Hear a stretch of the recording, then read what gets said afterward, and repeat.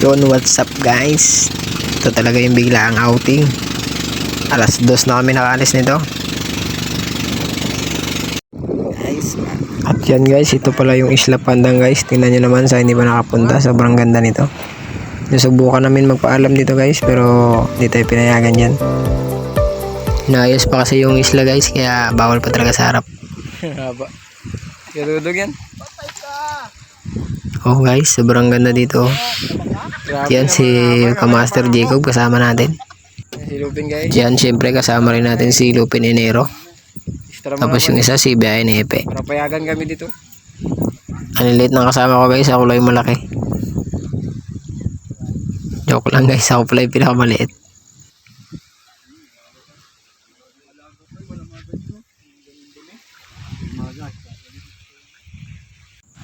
At yan, dito na lang kami sa likod. Pero goods na rin guys, tingnan nyo naman oh. Ganda rin ang buhangin dito sa likod. Malinis na rin. At yan si pare Jacob Kamaster. Nagapalingas na. Iyaw niya na yun yung saraan niya.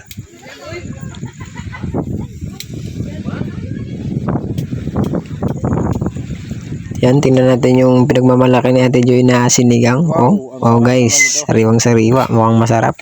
Bendasin guys, ganito yung itsura ng cameraman niya guys. Yun nga pala guys, bendasin guys. Sana all supportive yung asawa guys. At kasama rin natin si Idolong, busy siya mag-iwa dyan oh.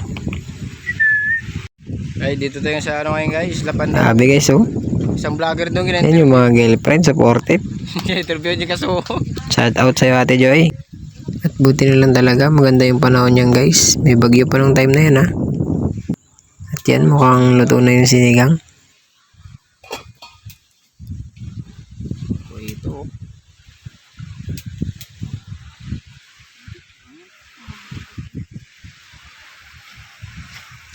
At yan, kain muna tayo ng pansit.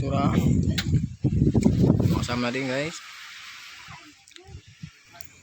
Ito talaga yung masarap dito guys, yung sunset paghapon. Ganda ng sunset. Kita nyo naman guys, oh, sobrang ganda.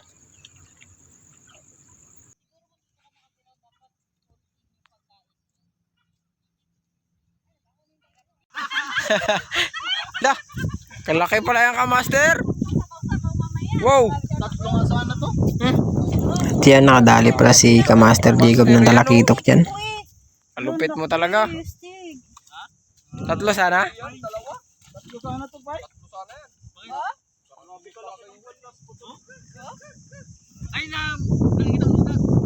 At yan guys, hapon na. Pauwi na pala kami nito. Nagabihan na kami nito guys. Hanggang dito na lang guys. Thanks for watching.